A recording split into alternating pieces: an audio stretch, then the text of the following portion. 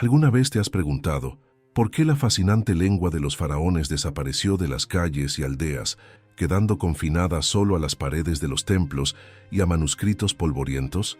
Prepárate para derribar un mito histórico y descubrir cómo un imperio que dominó el conocimiento durante milenios perdió la voz que lo hizo único. Suscríbete ahora y activa la campanita para no perderte esta sorprendente revelación.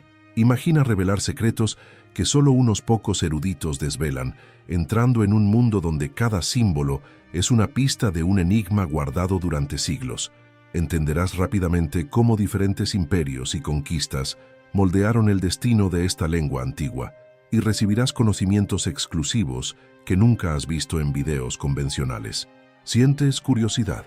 Entonces quédate conmigo hasta el final y descubre el verdadero motivo detrás del silencio egipcio, y comparte tus dudas en los comentarios para que hagamos juntos este viaje de conocimiento. En este video, exploraremos las estrategias lingüísticas y políticas de faraones, sacerdotes y conquistadores, revelando la trama que llevó a que el egipcio antiguo fuera reemplazado por el árabe. Te sorprenderás al percibir cómo elecciones aparentemente administrativas tuvieron un impacto profundo en la identidad de todo un pueblo.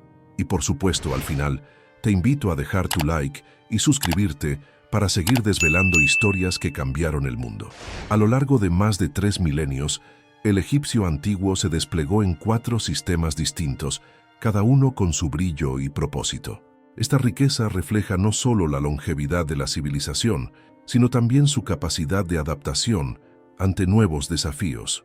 Como un río que cambia de curso sin perder su fuerza, cada variante escrita servía a un papel específico. Desde rituales sagrados hasta registros cotidianos, nada escapaba al poder de registro de esta lengua milenaria. La idea es que el público sienta la grandiosidad de un legado que pocos realmente dominan. Y por supuesto, esto solo abre el apetito para lo que viene a continuación. En épocas de transición política, por ejemplo, cuando los faraones reformaban el Estado, el sistema de escritura se recalibraba sin alardes. Se observa que, bajo el reinado de Ramsés II, por ejemplo, el arte hierático cobró nuevo impulso para atender a la creciente burocracia. Además, en tiempos de paz o de agitación religiosa, la elección del registro escrito era casi como una partida de ajedrez. Cada movimiento, cambiar jeroglíficos por demótico, por ejemplo, tenía un impacto directo en el acceso al conocimiento. Este dinamismo recuerda cómo ciertos emperadores del pasado reposicionaban sus ejércitos para mantener el equilibrio del imperio, y es en esta jugada estratégica donde surge el próximo desafío: entender los secretos de los jeroglíficos. Para quien se sumerge en este universo, se puede percibir que no existía una ortodoxia rígida. El egipcio se reinventaba según la necesidad. Como en las grandes revueltas populares que sacudían el Nilo, la escritura también era un reflejo de las demandas de cada época. Era un verdadero mosaico lingüístico, donde la forma cursiva del hierático conversaba con el demótico más pragmático. Imagina a los escribas ajustando trazos y signos. ¿Para qué? Para que reyes, sacerdotes y mercaderes tuvieran voz en el registro oficial. Este vaivén de estilos es una prueba viva de un pueblo que, incluso frente al cambio, sabía preservar su esencia. Pero antes de seguir adelante, es hora de explorar cómo todo comenzó con los misteriosos jeroglíficos. Esta diversidad es, en sí misma, un hilo conductor que une generaciones a lo largo de los siglos. Es como si cada escrito dejara un mensaje secreto para que quien viniera después desvelara el enigma. Y pensar que detrás de cada trazo estaba la mirada atenta de un escriba, casi como un mentor silencioso. La complejidad de estas elecciones muestra cuán valioso era el oficio. Solo una élite letrada podía conducir este legado. La sensación de exclusividad, casi una polémica histórica, le da al espectador la certeza de acceder a un conocimiento excepcional. Y claro, ahora es imposible no querer avanzar para descubrir la saga de los jeroglíficos. Los jeroglíficos surgieron alrededor del 3200 a.C. y pronto se consolidaron como el registro sagrado en templos y tumbas, imprimiendo el poder divino de los dioses y los faraones en cada trazo. Compuesta por símbolos fonéticos, pictográficos y determinativos, esta escritura estaba tan repleta de matices que parecía un código secreto guardado por sacerdotes. Aprender a leer o escribir jeroglíficos exigía años de estudio intenso, casi como un oficio místico reservado a iniciados. Cada signo cargaba con capas de significado, capaz de invocar narrativas mitológicas o sentencias administrativas con igual precisión. Es fácil imaginar la atmósfera solemne de los templos, donde el sonido de los instrumentos se fundía con el martilleo del cincel en la piedra. Y es justamente de esta complejidad monumental de donde brota el misterio que nos lleva al próximo capítulo del legado egipcio. Al examinar los jeroglíficos, se percibe que cada dibujo no solo representaba palabras, sino que también invocaba fuerzas sobrenaturales, como serpientes que escapan de las inscripciones para proteger al escriba. Esta combinación de arte y lenguaje colocó a los jeroglíficos en un nivel casi inalcanzable, exigiendo una habilidad no solo técnica, sino también simbólica. Fue así como nació una élite intelectual capaz de traducir lo inaudito, análogamente a las discretas estrategias de los consejeros reales en épocas de crisis. La memorización de cientos de signos y sus posibles variaciones se transformaba en un ritual diario, casi litúrgico, que moldeaba la identidad cultural del imperio. Con cada nueva generación de escribas, los matices se refinaban, pero el núcleo sagrado permanecía intacto. Y más adelante, descubriremos cómo este arte dio origen a formas más ágiles de escritura. Grabar jeroglíficos en piedra era un proceso lento y meticuloso. Primero, el diseño se transfería al bloque de piedra caliza. Después, venía la fase del tallado, casi siempre realizada bajo la mirada de un supervisor real. En el papiro, la técnica variaba. El pincel impregnado de tinta negra y roja se deslizaba en trazos fluidos, creando manuscritos que eran tanto documentos administrativos como obras de arte. Los textos funerarios, como el Libro de los Muertos, son ejemplos elocuentes de esta devoción estética y espiritual. Cada escena pintada despertaba empatía y respeto por los antepasados, alimentando creencias que perdurarían por generaciones. Para quien estudia la antigüedad, estas pinturas son ventanas a rituales de poder, comparables a las campañas políticas de los reyes antiguos, y, al pasar la página, entendemos por qué esta complejidad acabó cediendo espacio a las escrituras cursivas. Incluso después de milenios, los jeroglíficos mantienen un halo de misterio. Muchas inscripciones resisten al tiempo, desafiando a arqueólogos y lingüistas a descifrar su verdadero propósito. En cada pared de templo, en cada fachada de tumba, yace un fragmento de una civilización que dominaba el registro como pocos pueblos han conseguido. Estos símbolos, ahora silenciosos, son una invitación constante a la curiosidad, excepcionales llaves a un pasado que insiste en revelar sus secretos. Y es esta aura enigmática la que, aún hoy, inspira a los investigadores a cruzar las fronteras del conocimiento humano. Pero antes de perdernos completamente en este encanto, prepárate para descubrir cómo las versiones hierática y demótica simplificaron y transformaron este universo fabuloso. El hierático nació como respuesta a la necesidad de agilizar los registros sagrados hechos en jeroglíficos. En lugar de grabar cada símbolo en la piedra, los escribas pasaron a usar pincel y tinta sobre papiro, trazando signos más fluidos y simplificados. Esta escritura cursiva, aunque partía de los jeroglíficos, adquiría contornos propios, casi como una danza de trazos que escapaban del formalismo pétreo. Servía sobre todo para los rituales religiosos y la correspondencia interna de los templos, manteniendo el tono solemne pero ganando en velocidad. Aprender hierático seguía siendo un privilegio de pocos, pero ya permitía anotar decretos y oraciones en tiempo real, casi como un rayo de luz cortando la penumbra de los papiros antiguos. Era la escritura de los altares, pero también de las sutiles disputas entre sacerdotes, y ante esta innovación surgió pronto el demótico, aún más práctico y accesible. El demótico, por su parte, se consolidó como el lenguaje del día a día. Contratos de compraventa, inventarios de granos y testamentos pasaron a usar sus caracteres concisos. Si el hierático recordaba a un ballet ritual, el demótico era una carrera apresurada por las orillas del Nilo, capturando negocios e historias cotidianas. Aunque todavía restringido a una élite letrada, democratizó el acceso a la escritura, permitiendo que funcionarios y comerciantes registraran acuerdos sin depender monopólicamente del templo. La elección entre el hierático y el demótico a menudo reflejaba el peso social del documento. Cuanto más público, más simple el trazo. Esta dualidad muestra cómo Egipto equilibraba la tradición y la urgencia administrativa, como los reyes antiguos que modulaban sus discursos para diferentes audiencias. En la práctica, el hierático y el demótico convivían lado a lado. Un escriba hábil sabía alternar entre ellos según la finalidad del texto.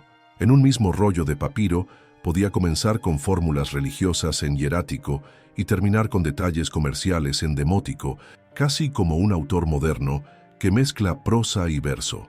Esta flexibilidad creó un nexo entre las esferas del poder religioso y civil, permitiendo que los saberes sagrados desembocaran en transacciones cotidianas. Además, la síntesis del demótico inspiró nuevos instrumentos de escritura, pinceles más finos, tintas más densas e incluso papiros pretrazados. Estas innovaciones técnicas reverberaron en otras culturas vecinas, resonando como estratégicos intercambios diplomáticos silenciosos. Con el paso de los siglos, el demótico se afianzó tanto que hasta la llegada de Alejandro y los Ptolomeos era la escritura preferida del gobierno local. Fue en ella que se redactaron decretos que resonarían hasta la piedra de Rosetta, el documento que uniría jeroglíficos, demótico y griego en un mismo mensaje. Esta coexistencia revela un Egipto multifacético, donde la escritura no era solo un registro, sino un instrumento de poder y comunicación refinada. Y es justamente esta capacidad de reinventar el alfabeto lo que lo llevará al copto, la siguiente etapa de nuestro viaje lingüístico.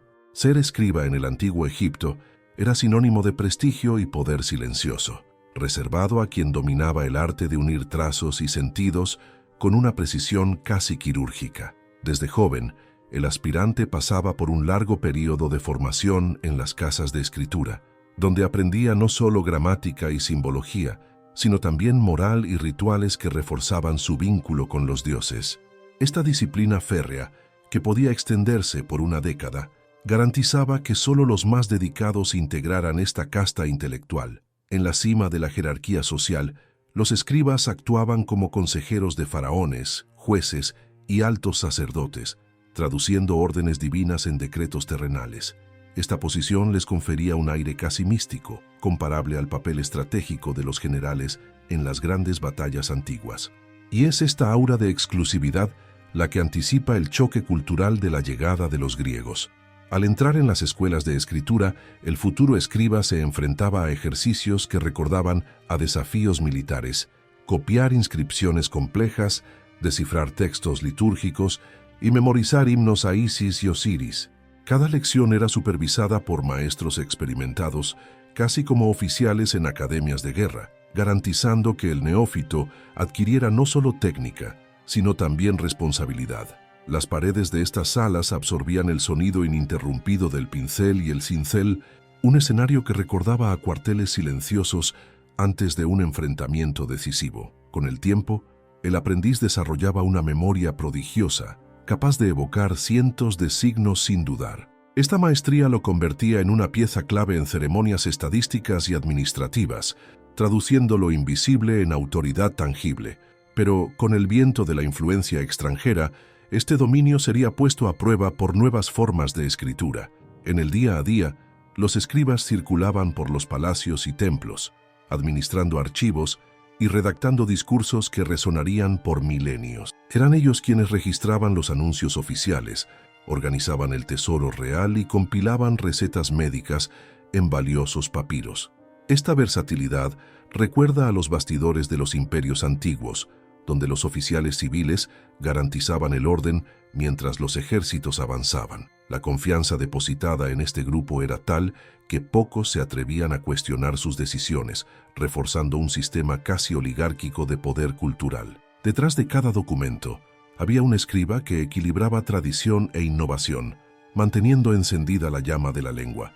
Y así, la marcha del copto comenzaba a delinearse en el horizonte. Incluso después de su formación, el escriba permanecía en constante perfeccionamiento, revisando técnicas y adaptándose a nuevos instrumentos, cálamos de junco, papiros importados o incluso inscripciones en cartonaje. Esta actualización perpetua les permitía enfrentar desafíos como la mezcla de griego y egipcio bajo los Ptolomeos, manteniendo su estatus de intérprete oficial de una identidad en mutación. La élite letrada, a pesar de ser cooptada por nuevas influencias, preservaba serios secretos sobre genealogías reales y antiguas plegarias. Esta discreta resistencia confería a los escribas un poder subterráneo, similar al de los diplomáticos que transitaban entre reinos. Y es en este entrelazamiento de saberes donde despunta la siguiente etapa, la fusión que dio origen al copto. Con la llegada de Alejandro Magno y el establecimiento de los Ptolomeos, el griego se convirtió en la lengua oficial en los palacios y en la administración, conviviendo codo a codo con el egipcio demótico. Esta convivencia no fue una mera superposición, fue un encuentro cultural que dio origen a algo completamente nuevo, el copto, una mezcla viva del alfabeto griego y signos demóticos. Imagina a los escribas ajustando su repertorio gráfico para incorporar letras griegas, casi como artesanos que recomiendan nuevas herramientas para un oficio centenario. Cada símbolo adoptado cargaba con la herencia de dos tradiciones milenarias, traduciendo la necesidad de comunicar decretos helénicos en suelo egipcio. Esta fusión gradual abrió el camino a una nueva identidad que preservaba el pasado egipcio al mismo tiempo que abrazaba la influencia helénica. Los primeros textos en copto surgieron en documentos religiosos cristianos, reflejando la misión de hacer el evangelio accesible a la población local. A diferencia del demótico, que se había arraigado en contratos y registros diarios, el copto adquirió la frescura de un idioma litúrgico, permitiendo predicaciones e himnos escritos en un alfabeto familiar para los clérigos formados en griego. La adaptación exigió sensibilidad lingüística, decidir qué signos demóticos retirar y qué letras griegas incluir era un ejercicio de equilibrio casi diplomático. Fue así como el copto consolidó su papel, no solo como un registro administrativo, sino como la lengua de una fe emergente, reforzando los lazos entre las comunidades cristianas y manteniendo vivo el legado egipcio en plena transición cultural. En la vida cotidiana, la elección del copto por parte de los cristianos egipcios también sirvió de resistencia silenciosa al dominio extranjero. Mientras que los textos oficiales continuaban en griego en los círculos helénicos, las oraciones y enseñanzas corrientes fluían en copto en las iglesias locales. Este doble flujo de lenguas recordó a las tácticas de los gobiernos antiguos que permitían prácticas culturales locales para evitar rebeliones, sin renunciar al control político. Para los escribas copistas, el desafío era traducir conceptos teológicos complejos del griego sin perder la riqueza semántica del egipcio. Era, en cierto modo, una diplomacia léxica que garantizaba el acceso a lo divino en la lengua nativa. Con el declive del griego y el fortalecimiento del copto, se inició un nuevo capítulo de preservación. Cartas, tratados y textos monásticos fueron redactados exclusivamente en este alfabeto híbrido.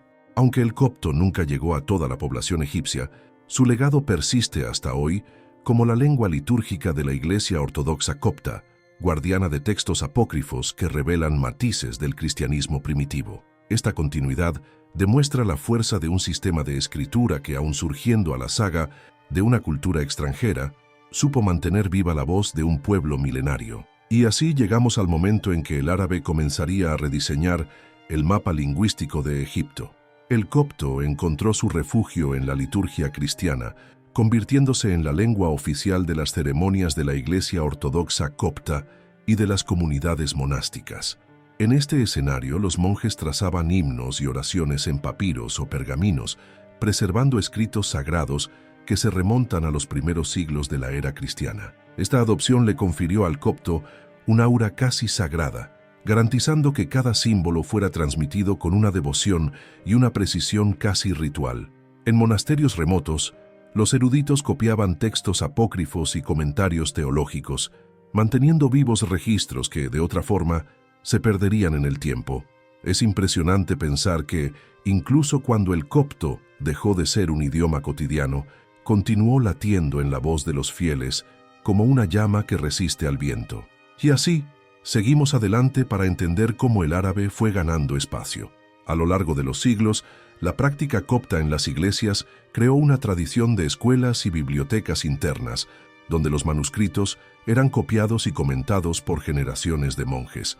Este ambiente intelectual preservó no solo textos religiosos, sino también documentos históricos y científicos heredados del antiguo Egipto. La biblioteca del monasterio de San Macario, por ejemplo, albergó fragmentos de obras médicas y tratados de astronomía, todos escritos en copto. Esta continuidad cultural recuerda cómo los imperios antiguos mantenían archivos secretos en los templos, garantizando que el saber sobreviviera a las vicisitudes políticas. Cada página transcrita era un acto de resistencia silenciosa contra el olvido. Incluso cuando la confluencia política favoreció al árabe, el copto sigue vivo en los cánticos y en las liturgias, casi como un código de identidad colectiva. Los ritos copto-egipcios mantienen entonaciones que alternan el copto y el árabe, creando un puente sonoro entre el pasado y el presente. Para laicos y clérigos, recitar una oración en copto es acceder a un legado de voces ancestrales, reforzando la sensación de pertenencia a un linaje milenario. Esta práctica excepcional, exclusiva y cargada de significado le confiere al copto un estatus de tesoro cultural, capaz de despertar curiosidad y admiración. Pero como todo tesoro, también estuvo bajo la sombra del declive, lo que nos lleva a la siguiente etapa histórica. A pesar de la presión gradual del árabe en los documentos oficiales y en la comunicación secular, la Iglesia Ortodoxa copta mantuvo viva la escritura copta en sus liturgias, enseñándola a los novicios y transmitiéndola en escuelas religiosas hasta el día de hoy. Esta determinación funcionó como un escudo cultural, impidiendo que un idioma completo fuera sepultado por la lengua dominante. Es curioso pensar que en algunas aldeas del Alto Egipto, los niños todavía aprenden lo básico del copto para comprender los cánticos y las lecturas tradicionales. Esta enseñanza preserva no solo la forma escrita, sino también una pronunciación que resuena con siglos de devoción. Y con esto llegamos al punto en que el árabe conquistó la vida cotidiana, iniciando el lento declive del egipcio antiguo. A partir del 641 d.C., y con la conquista árabe, el árabe clásico se extendió por las administraciones provinciales y los centros urbanos de Egipto, introduciendo un nuevo idioma oficial que traía consigo la cultura islámica. Gradualmente, los oficios de la escritura pasaron a exigir un dominio del árabe para documentos fiscales y registros legales, lo que hizo que muchos escribas egipcios se reconvirtieran o perdieran espacio. Este proceso recuerda a las políticas de integración de los imperios antiguos, donde se imponían lenguas dominantes para unificar territorios, sin, no obstante, borrar por completo las tradiciones locales. Al mismo tiempo, el copto continuó en uso restringido a las liturgias, creando una clara división entre lo sagrado y lo secular. Esta transición silenciosa, casi imperceptible para los laicos, aceleró el declive del egipcio antiguo como lengua viva. Y ante este cambio, surge un nuevo desafío: el olvido de los símbolos sagrados. Con el paso de las décadas, el árabe solidificó su presencia en las escuelas y en los tribunales, haciendo que la enseñanza de los sistemas jeroglífico, hierático y demótico fuera cada vez más rara. Las generaciones posteriores crecían sin un contacto real con las inscripciones faraónicas que se convertían en reliquias de un pasado distante. Por el contrario, el árabe escribía historias y decretos en letra cursiva sobre papiros que fueron reemplazados por pergaminos y después por códices. Esta progresión muestra cómo las lenguas oficiales pueden redirigir el curso cultural de una civilización, tal como los emperadores que reubicaban fronteras para consolidar su poder.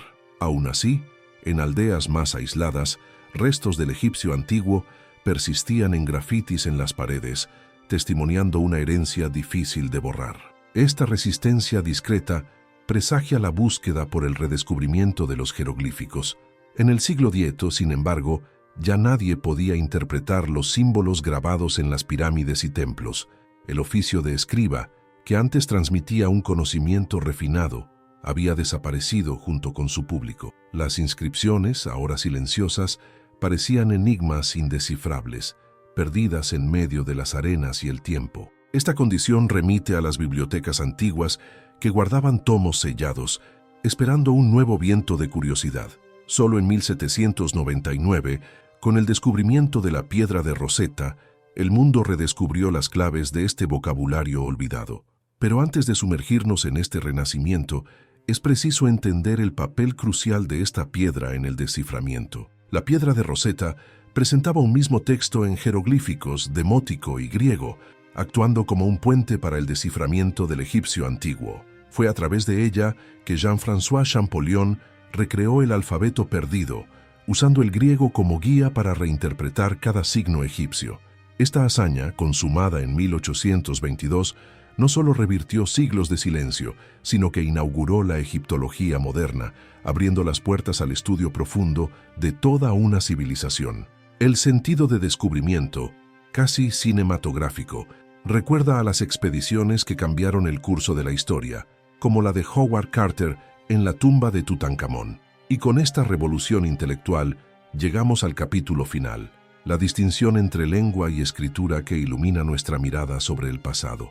Hacia el siglo X, los trazos tallados en piedra y pintados en papiro se convirtieron en enigmas silenciosos, pues ya nadie poseía el conocimiento para descifrarlos.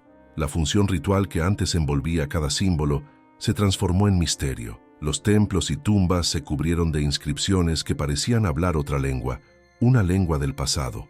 Este desvanecimiento del oficio recuerda a bibliotecas casi abandonadas, llenas de manuscritos bajo llave, aguardando a lectores capaces de reconocer su valor. La sensación de aislamiento cultural era profunda. Egipto vivía inmerso en sílabas que resonaban, pero que nadie comprendía. Y en ese silencio milenario germinaba la gran búsqueda de una llave de acceso al conocimiento perdido. En 1799, el descubrimiento de la piedra de Rosetta por oficiales franceses en la campaña de Napoleón inauguró una nueva era de curiosidad. La pieza, grabada en 3 sistemas, jeroglíficos, demótico y griego, se reveló como un puente entre mundos, ofreciendo un texto paralelo para la comparación. Imagina el eureka de un investigador ante inscripciones que por fin podían ser traducidas gracias a la familiaridad con el griego. La importancia de este hallazgo fue tan radical como una revolución silenciosa en los salones académicos europeos, provocando acalorados debates sobre métodos e interpretaciones. Y fue a partir de este rompecabezas trilingüe que comenzó la reconstrucción de un alfabeto olvidado. El trabajo de Jean-François Champollion, anunciado en 1822, consolidó el desciframiento. Se dio cuenta de los patrones fonéticos en los cartuchos reales y al alinear los signos con los sonidos griegos, rompió la barrera temporal que separaba el presente del pasado. Su método, que mezclaba lógica comparativa y una obstinada persistencia, sonó casi como las tácticas de los generales que conquistan fortalezas aparentemente impenetrables. Cada nuevo signo decodificado traía información sobre rituales, políticas e incluso detalles privados de la vida de los faraones. El sentimiento de exclusividad que rodeaba el oficio de escriba había sido retomado, esta vez por eruditos de toda Europa, ansiosos por traducir cada pasaje epigráfico. Con la egiptología tomando forma, surgieron expediciones, museos y universidades dedicados a desvelar todos los vestigios dejados a lo largo de los siglos.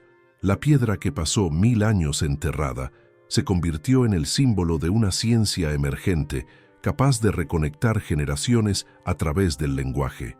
Hoy, cada inscripción descifrada nos acerca a ese grandioso pasado, permitiendo que el espectador viva la emoción de un conocimiento antes negado. Y ahora es hora de entender un concepto fundamental: por qué la lengua y la escritura son objetos distintos, aunque inseparables en la historia humana. Lengua y escritura son socios, pero no gemelos idénticos, como dos aliados que comparten objetivos, pero emplean métodos propios. El egipcio antiguo, ya sea en jeroglíficos, hierático, demótico o copto, mantuvo la misma estructura lingüística, incluso cuando los trazos cambiaban. Así como un ejército usa diferentes formaciones según el terreno, la lengua se adaptaba al soporte: piedra rígida, papiro flexible o pergamino delicado. Esta distinción recuerda que detrás de cada palabra pronunciada o registrada existe un sistema que garantiza el significado y la coherencia. Reconocer esta diferencia es esencial para entender cómo las civilizaciones preservan sus memorias, y al sumergirse en este concepto, el espectador gana una nueva clave para descifrar no solo Egipto, sino todo el patrimonio humano. Quizás el ejemplo más claro sea el español, hablado en varias regiones, registrado en alfabeto latino, braille o código Morse, sin alterar la esencia de la lengua. En Egipto, el principio fue el mismo. Lo que cambiaban eran los símbolos, pero no la voz que resonaba por templos y aldeas. Esta flexibilidad evidencia el ingenio humano para transponer barreras prácticas, del peso de la piedra al mango de los pinceles, sin perder el mensaje original. Es una invitación a reflexionar sobre cómo nuestras propias lenguas sobreviven a los cambios tecnológicos y sociales. Y esta analogía histórica nos prepara para valorar cada trazo del pasado como prueba de resiliencia cultural. Cuando el espectador entiende que la escritura es el medio y la lengua es la esencia, se abre un horizonte de interpretación más amplio. No se trata de elegir entre jeroglíficos o demótico, sino de reconocer el genio detrás de cada sistema. Esta visión amplía la mirada sobre los documentos antiguos, permitiendo que cada relectura sea guiada por el contexto social, religioso o político en que fueron producidos. Es como revelar capas invisibles en una pintura clásica. Cuanto más se sabe sobre la técnica, más rica se vuelve la apreciación. Con esta conciencia, el público percibe el verdadero valor de los registros, no solo como artefactos, sino como testigos vivos de una cultura en constante diálogo consigo misma. Al final de este viaje, quedan las lecciones que resuenan hasta hoy. Toda escritura conlleva un propósito, y toda lengua busca ser fiel a la mente que la concibió. Así, al estudiar el egipcio antiguo y sus múltiples formas de registro, queda claro que el patrimonio escrito es un tesoro común, alimento para la curiosidad y base para futuros descubrimientos. Esta lección no cierra con una conclusión, sino con una invitación, que el espectador prosiga cuestionando cada símbolo y cada sonido, en busca de verdades que aún duermen bajo las arenas del tiempo. Ahora que hemos desvelado cómo imperios, creencias y políticas silenciosas silenciaron al egipcio antiguo, es hora de llevar este entendimiento más allá de la pantalla. Reflexiona. ¿En qué aspectos de tu propia cultura se abrazan o se olvidan las palabras y los símbolos? ¿Cómo podemos preservar nuestras raíces frente a los cambios que la historia impone? Si este viaje ha despertado tu curiosidad, imagina lo que otras narrativas antiguas pueden enseñarnos, y sabe que aquí en el canal, cada historia revela conflictos, secretos y descubrimientos que moldearon el presente. Suscríbete ahora. Deja tu comentario contando qué parte te sorprendió más y no te olvides de darle like a este video. Activa las notificaciones para ser el primero en recibir nuestras próximas inmersiones en los misterios del pasado. En el canal existen otras historias tan grandiosas como esta, repletas de giros y enigmas que esperan por ti. Será un honor tenerte en esta comunidad de exploradores del tiempo. Te veo en el próximo video. Hasta la próxima.